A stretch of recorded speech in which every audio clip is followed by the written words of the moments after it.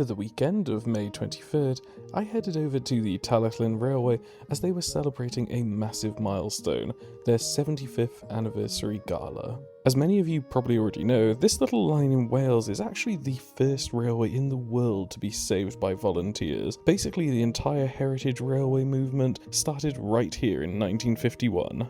I made sure to be there for all 3 days because they did something really cool with the schedule. Each day was themed around a different era in the railway's history. Friday was all about the early pioneering days in the 50s and 60s, including a nod to the film Titfield Thunderbolt, which actually inspired the real-life story of this railway being saved. Saturday jumped into the 70s and 80s, and Sunday brought us right up to the present day. There was even an overnight steam running for the first time in over a decade. It was a packed weekend, and honestly the atmosphere was just incredible. So let's get into it here and take a look at 75 years of the Talyllyn Railway.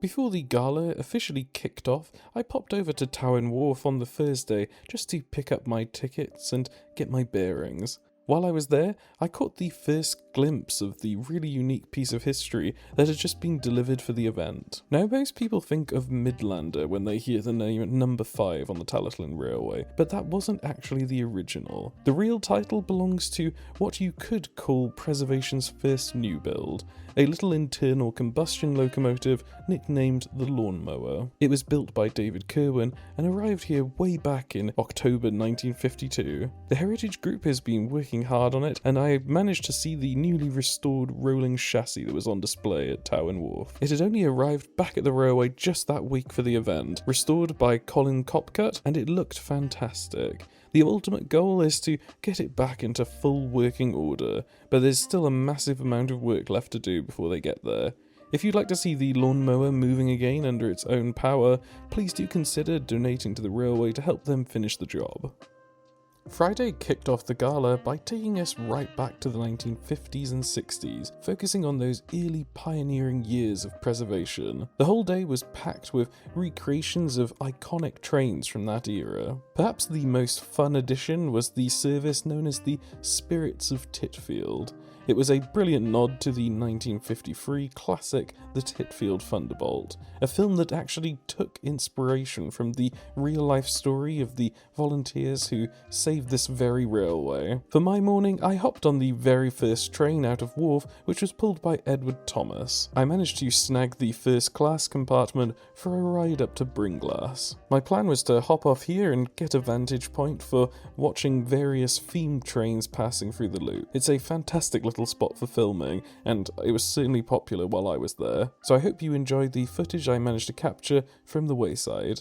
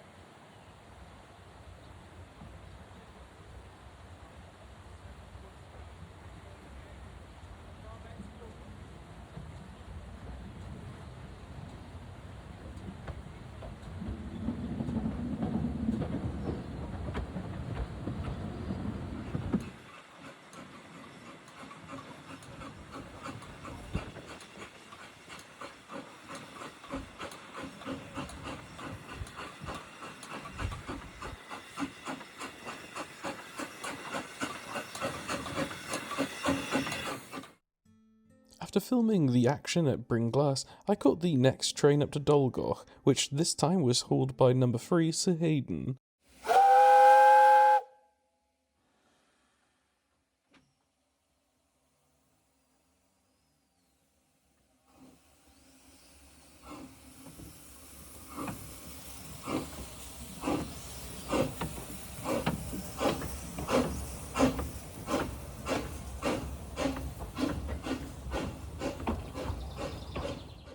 While I was there, I actually took a moment to visit Dolgoch Falls for the first time, which is just a short walk down from the station there. It was absolutely lovely, and while I was walking underneath the massive brick arches of Dolgoch Viaduct, the spirits of Tipfield actually rattled overhead. Even though I wasn't on board this particular train, the atmosphere was apparently brilliant. I heard that Tim Dunn was actually on board serving drinks to passengers. It was a perfect tribute when you consider that that film was directly inspired by the plucky band of volunteers who saved this railway in the first place. Back at the station, the 1950s and 60s theme continued in style. I was able to get a shot of the recreation of Queen Elizabeth II's coronation train. There was constant steam action here throughout the day, and the time absolutely flew by while I was here.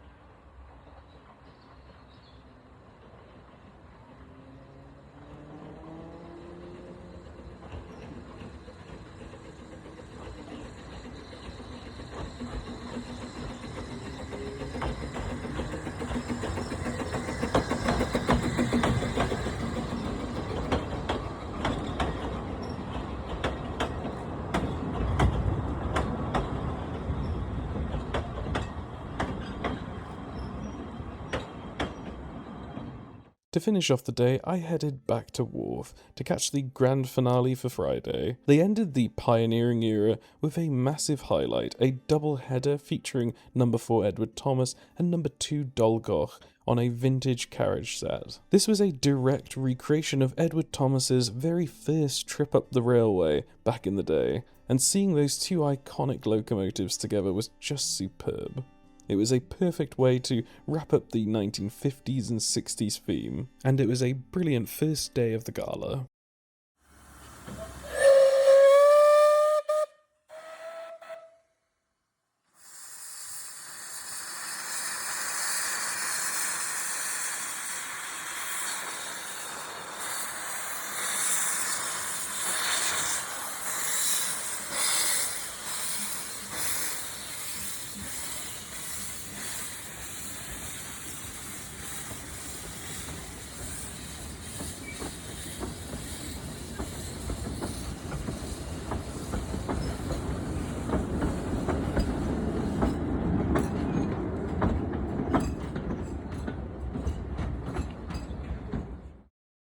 Saturday began and shifted focus to the 1970s and 80s, which was a massive era for the railway. As if 75 years of preservation wasn't enough, it was also the 50th anniversary of the extension to the current terminus at Nantgwernel. To celebrate, they recreated the very first train from May 1976, complete with the commemorative garland. I started the day by catching the very first train out, which was hauled by number 7 Alf. It turned out to be a bit of an eventful journey. Poor Alf was struggling to pick up speed, especially since we had passengers to pick up at pretty much every halt along the way. It all came to a head at Ridderonnen, where he just couldn't get the train moving beyond the station. He actually had to reverse back a bit and take a second run at it. Alf worked incredibly hard though, and we eventually made it up the line. I decided to head up a bit further and got off today at Abergynolwyn. The station was a hub of activity, with miniature traction engines and steam vehicles chuffing around the field just below the station and up the drive towards the platforms. It was brilliant to see these miniatures on display. They really added to the atmosphere of the gala. While I was in Abergynolwyn, I managed to see number 5 Midlander, which was out with a rake of tipper wagons. It was great to see, recreating those extensive works that were constantly toing and froing between Abergynolwyn and the new terminus back when the extension was being built. The highlight of the 70s theme though was seeing number 2 Dolgoth recreating that inaugural train to Nantgwernel from 1976. It looked fantastic with flowers and greenery adorning the locomotive, garland and all. After watching that, I headed back down to Dolgoch to find a spot to capture a few more trains passing through.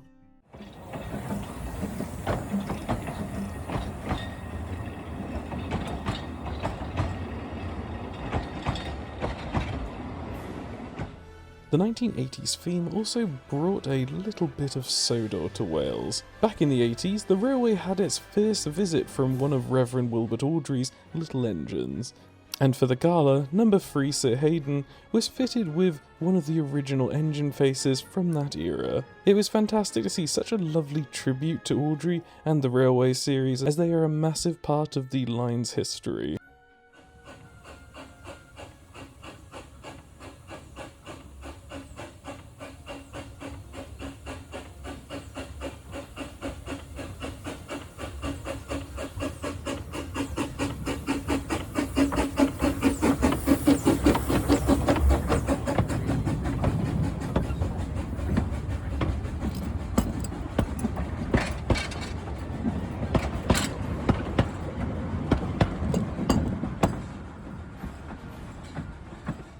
I eventually headed back down to Wharf and spent some time at the plant shed, which was open to various exhibitors. It was great to check in with the Glyn Valley Tramway Trust. As a member myself, it's brilliant to see them here showing off the progress at Chirk. They had some fantastic model kits by Joshua of Double M Models for sale to raise funds, and they've definitely got some exciting plans afoot for the future. I also got to chat with the team from the Wren project. They are working to build a new build locomotive to recreate the lost piece of the Barla Lake Railway story, while teaching traditional engineering skills to young people. It's a really interesting narrow gauge project to keep an eye on. Also inside the shed was an incredible modelling diorama of Dolgoch Viaduct. This was created for the Pico Rail 200 challenge by Bill Ferguson, who has since donated it to the railway. It's an absolutely beautiful piece of work. I actually know Bill as he's the builder behind Penryn Quarries,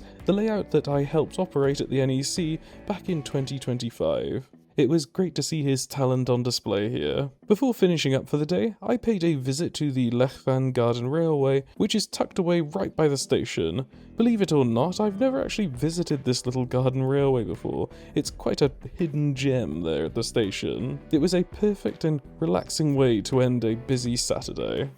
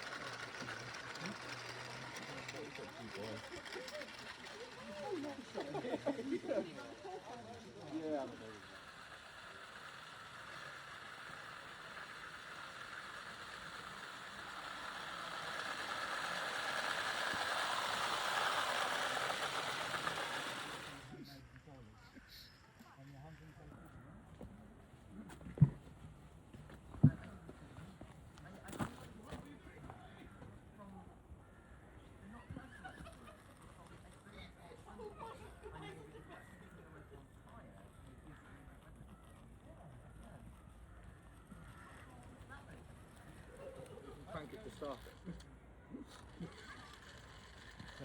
Stop. Full power. By this point, I was pretty exhausted from exploring and filming all day, so I headed back to my accommodation to recharge. However, the celebrations at the railway did not stop. For the first time in 11 years, overnight steam returned, with number 4 Edward Thomas and number 1 Talyllyn hauling services right through the night into Sunday. I heard from everyone that it was a brilliant time exploring the line under the cover of darkness. Honestly, I wish I had the energy to stay up and explore things and see the trains running at night, but I was just a little too sleepy. I really hope that it's something they do again in future so I can experience it for myself. Saturday, all in all, was another fantastic day. Sunday marked the final day of the gala, beginning just as the overnight steam services were winding down. The day was themed around the 1990s to the present day, celebrating a huge milestone, the Talyllyn Railway becoming a key part of the UNESCO World Heritage Site for the slate landscape of northwest Wales. To start the morning, I hopped on a very special double-header which featured both the Bagley diesels pulling the first passenger train of the day. These locomotives were originally purchased from RNAD Dracoon in Pembrokeshire, which is actually where I'm from, so seeing them both out on the line pulling a train was a real treat. I managed to get a seat right in the first carriage so I could really hear the engines working hard as we climbed up the line.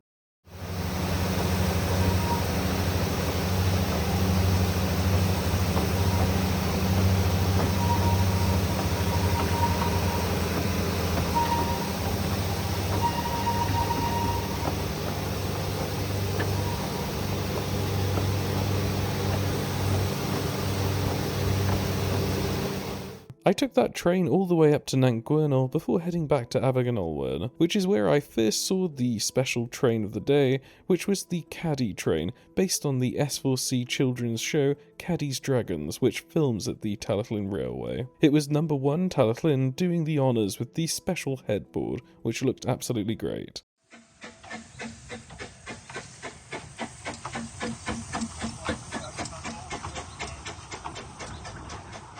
One of the most important sights of the day was the slate train. Since the railway is now a UNESCO site, they recreated the exact slate train that ran on the day when they were officially inscribed. Number 2 was hauling the set, and I spotted Luke Ryan in the guards compartment, who kindly invited me aboard to experience the journey up to Nantgwernol from the brake van.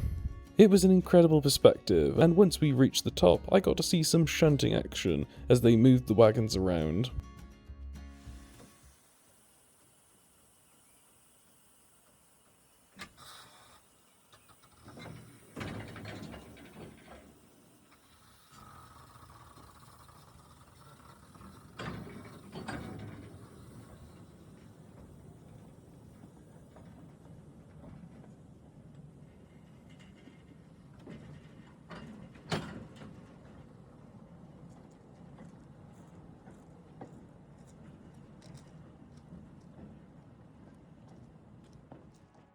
I then rode the slate train back down as far as Dolgoch. A massive thank you to Luke for letting me tag along. That was easily the highlight of the whole weekend for me. I spent the final few hours at Dolgoch to get some last minute filming in before the gala wrapped up. The variety just didn't stop. I even saw a very unique double header while here then, featuring number 7 Tom Rolt and number 11 Coon. It was a pairing I definitely didn't expect to see, but it looked absolutely fantastic.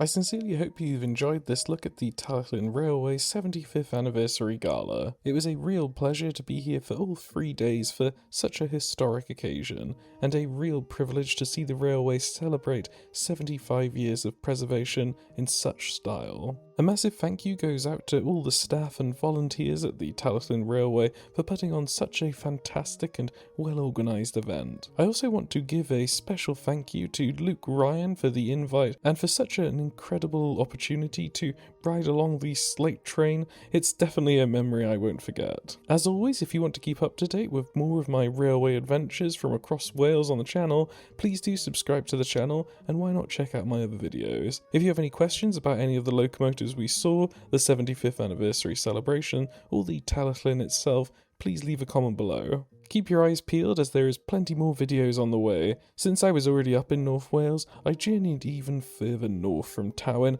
to visit a few more railways, so stay tuned for those videos coming soon. Thank you so much for watching, and I'll see you in the next video. Hwyl fawr.